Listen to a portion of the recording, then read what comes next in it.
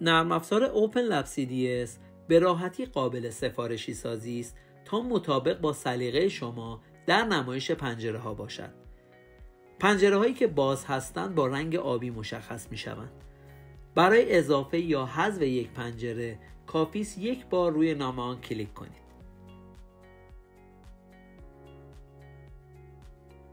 با کلیک دوباره پنجره مجدد نمایش داده می شود. همچنین می توانید با کلیک روی علامت ضرب در پنجره را ببندید.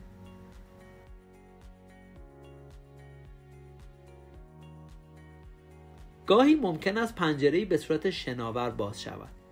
برای داگ کردن یک پنجره شناور، پنجره را گرفته و به موقعیت مورد نظر بکشید. زمانی که موقعیت داک مناسب مشخص شد، دکمه ماوس را رها کنید.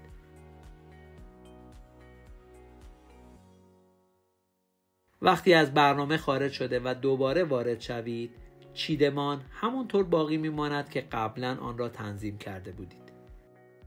برای بازگرداندن چیدمان انتخاب شده به حالت پیش‌فرض، گزینه ریست را انتخاب کنید. برای بازگرداندن همه چیدمان ها به حالت اولیه، گزینه ریست آل را بزنید.